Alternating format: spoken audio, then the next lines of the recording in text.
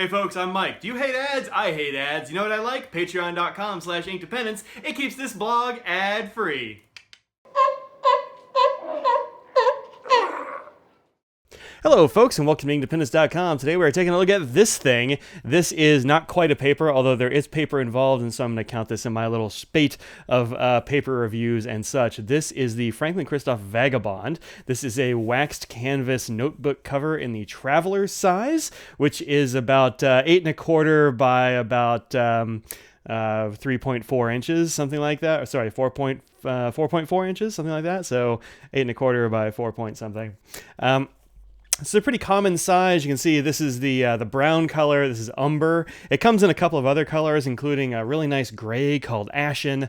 And this goes for $38 on the Franklin-Christoph website, so you can definitely find it there. This does have the typical traveler's sort of thing going on, so it has this elastic band going around the outside. You can see a couple of other little elastic bits here. There is the very subtle Franklin-Christoph branding there. Scott really likes a subtle branding, and of course another piece of branding is the chopped off corners. So they're not rounded, they're sort of squared off, I suppose, but diagonal. So very cool. What's inside here? Well, when you open it up, this has spots for 4 notebooks. There are 2 elastic bands here that I'm not using just because I just had these 2 in there. I have the other 2 here. You can get these in a 4-pack for $20. We'll talk about this paper in just a sec. The only other thing that this has going on inside of it is this pocket. And this pocket is actually big enough to hold a plus-size phone. This is the 8 Plus from Apple, and even in a case, this is a Tech 21 case. It's a fairly slim case, but nonetheless a case. It fits in that pocket just fine, and then you can have this all together and close it up. You could, of course, put like a money clip in there. You can put these sort of small size notebooks like this little Baron Fig Vanguard or your field notes or whatever you want to put in there. It can also take there's like a 3-pin insert that they sell for like $12. You can put 3 pins in there, and that goes in this. This is a very handy pocket, so you can put kind of anything you want in there. And this is a thing that I was a little bit dubious about because this is an odd size for me. This is the only thing I have in this traveler's size. I do have things in the smaller size, like this one from Story Supply. There's a leather cover that you can put, the small pocket notebooks in, that sort of thing. But I've never gotten anything in the actual traveler's size. So I was a little dubious about this this format, but it's actually really great. And this is the one that I find myself taking to meetings, because if you use one of these little notebooks, it's this big, and this is not really enough room. And actually, it's smaller than that because there's quite a lot of room here. It's this big, and these are not really big enough to take any serious notes at a meeting or what have you. It's just, they're kind of too small. So while you can make some notes and that sort of thing in here, it's not ideal for me going to a meeting room and have to write a lot of stuff. However, these notebooks are really good. These are 90 GSM, which is a little bit heavier than most of the other stuff we've been looking at recently. And it's bamboo paper, which I actually really like a lot. It comes in all 4 modes, the 4 normal modes anyway. You've got graph, here you have blank. There you go. There's some like blog notes here in the front that I actually forgot I wrote, so I should probably look and see what those say. Favorite inks, yeah, that'd be fun to do. Video showing when I carry anything to work. Yeah, I keep forgetting to do that. I want to do that too. I've got a bunch of test stuff in the back here we'll look at in just a sec. Also comes in ruled. This is a nice ruled version. And then, of course, this one will be dot. So 4 different colors, 4 different rulings. And so the colors and the rulings really go together. It's kind of a piece. So when you buy these, you can get them 3 for $15 for a particular set. So if you only want ruled or whatever, you can get 3 of those for $15. So $5 a notepad, or a notebook, which is not actually that bad, considering that they're the size of these guys. And they've got this nice thread binding here. I kind of like it a lot. Or you can get the set of 4 for $20, I think, last time I looked. So definitely check those out. Now let's look what this paper can do. I did my test ones sort of horizontal because that's how I like to use this in sort of a checkbook format. This just seems like the best way to go. And I've done it with several of my note pages here in these guys. Let's say, okay, so let's zoom in just a little bit. Better see what we're working with here. And this is one of the very first things I wrote in here. The Big Bamboo. It handles this bleedy ink without any issues. I don't remember what ink this was. but it must have been one that bleeds fairly well, and it didn't come through at all. So as you can see here, well, you can't. As you can see here, nothing came through the page. It's very clean. In fact, no feathering, no spreading, none of those bad things that you don't want in ink. This is another fountain pen ink. I'm actually not sure what this is, but this might be Califolio's and not Andronopal. It's Zomna. I was using a lot of orange inks at that time, so it could be anything like that. This, of course, is a pencil test here, so it's got B and HB like I've been using before.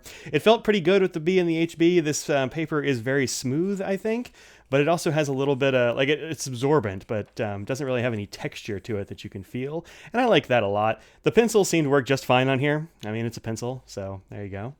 And on the inside of here, and now we were just looking at the back, and you can see there is no bleed at all. Here's the inside. I wrote with all kinds of things. So I started out with Color vs. Morningstar, and one thing about this bamboo paper is that it is pretty ink resistant. It is a little bit more absorbent than like your Rhodias and things like that, but I would say it's kind of on the same order as your wheat straw papers and that sort of jazz. It does seem to be a bit smoother than those. Those have a little bit more texture than the bamboo paper does. So I started out with Color vs. Morningstar, and I swiped it too quickly and got a little bit of smear here. Not a whole lot, but a little bit of smear. Let's zoom in just a little bit more. Yeah, there we go. So a little bit of smear there, but no problems here. You get a little bit of sheen actually on this paper, which is very nice. It's not going to be Tomoe River sheen, but it's going to be way better than your typical random office papers and that kind of crap. I've got Robert Oster's Bronze, Califolio's Idzamna, Pirate Reserve, Daphne, Colorverse Dark Energy, which has got a nice, nice amount of sheen there, I think.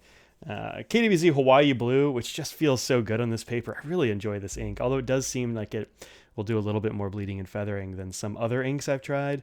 No problem on this paper, so that's a good place for it. Likewise, Sailor Blue Black, and this is a very, very wet pen, just like the one that this is in, and no problems. Just did remember go through a couple of the other papers just a little bit, but no problems here. And then Robert Oster's Sublime and Irishizuku's Chiku Ren. Also, of course, no problems there either. And I gave a little bit of a scribble just to put down more ink and see how I took it, and took it very well. So now more standard pens. We've got our Pentel Intergel 1.0. That's this guy. This is a big, thick gel pen. We've got the Pilot Juice 1.0, which is this one. Let's go ahead and zoom out. You've seen most of those. So those two. Then the Papermate Inkjoy Gel, which I started using, I don't know, at the beginning of this semester, and I really like these guys too. Another gel pen and a 0.7. The Intergel 0.7 and this bright orange. The Jelly Roll. I forgot to use Jelly Rolls in some of the other ones. I've had Jelly Rolls that will sort of gloop or bleed a little bit because it's a very wet gel ink, but no problems here, of course. It was great. The Papermate Liquid Flare, which is a porous point pen, so lots of liquid ink there. This one I haven't used in a long time, and as you can see from the writing sample there, it's very, very thin and a little bit pale. And I think really I just haven't used this pen in a long time, and so the ink has gotten a little bit dried up in the tip. I need to work that out a bit more. Then I've got the Caran d'Ache ballpoint. This is the Goliath refill in this little Caran d'Ache guy. Then I've got, let's go ahead and see, this is the Stabilo Pen 68. I really like these. This is the brush style, or I guess not really a brush style. It's like a sign pen or something at the tip there. So very thick, painty style thing. And then one that I haven't used before actually on these notebook reviews, and I should have, this is a Pilot address pen. These are meant to be extremely easy to write with because they're meant to fill in that gap for people that want to have a big, bold, waterproof line for addressing envelopes. And if you're going to address a lot of envelopes, you need to be writing a lot, and you don't want your hand to cramp up. That's what it says on the JetPen site anyway, or some amalgamation of that sort. And so this is the boldest one. The broad tip on this guy, and when you write with this, it smells like spray paint. Like, this ink is serious, and I've actually had it bleed through envelopes. So now I address the envelope before I put this to the paper, because this ink is very wet, it's very smooth, and it comes out very, very wet. So and it'll just bleed right through. So like a Sharpie or something like that, or a paint pen, but actually no problem here. You can see like it had a little bit of hesitancy there. I don't know why'd that skip. And while I was thinking that, I spelled pilot wrong, so I almost wrote Piolet. But in any case, that's what's going on there. So anyway, no problems here. Even in this address pen, which would be bleeding through right here, just really nothing there. So this is a pretty darn good notebook holder, traveler case. These are really nice notebooks. I'm kind of a big fan of these. And I was dubious about them to begin with, but not dubious enough not to buy them. So anyway, thank you for watching these and for checking out my paper reviews. If there are pens or inks or notebooks you'd like to see next, please let me know. This one got to the top of the heap because somebody commented and said, hey, I want to see these. So there you go. All right, so this has been the Franklin-Christoph Vagabond and the Vagabond refills. You can find these at franklin-christoph.com, and I think that's actually about it. I'm not sure that there are any other places to find this right now. So if you're interested in this kind of large format traveler's thing with the traveler's notebook case, check it out for like $38. Anyway, that's it. I will see y'all later. Peace out.